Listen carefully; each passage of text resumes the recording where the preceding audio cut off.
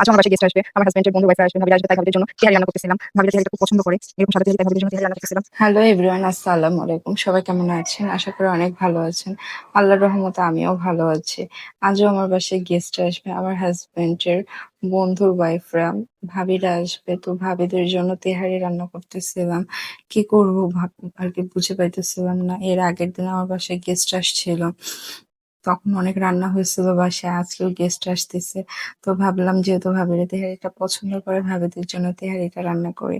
আর ভাবিরা তেহারিটা খাওয়ার পর বলতেছিল যে অনেক টেস্ট হয়েছে, এই কারণে ভাবলাম আপনাদের সাথে একটু শেয়ার করি।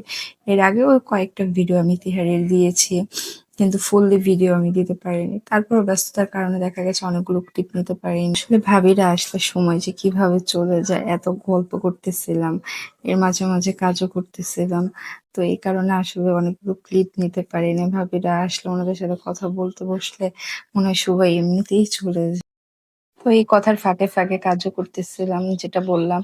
তারপর মাংসটাকে কষায় নিলাম, কষানোর পর এরকম একটা লুক আসছে। এর মধ্যে চালটাও ভিজিয়ে দিছি, চালটা ভিজে ভালো মতো ওয়াশ করে নিচ্ছি। ওয়াশ করার পর চালটাকে আমি সবসময় তেহারি রান্না করি কিছুটা সময় হলেও আমি একটু ভিজিয়ে রাখার চেষ্টা করি। তাহলে হয় কি, পোলাওটা না অনেক সুন্দর ঝরঝরে হয়। তারপর ভিজানো পোলার চাল আর মাংস কষানোটা দিয়ে আমি পোলাওটা দমে দিয়ে দিই, যে ক্লিপগুলো নিতে পারিনি। তারপরে তেহারিটা এরকম হয়েছিল। মাশাআল্লাহ, অনেক সুন্দর হয়েছে।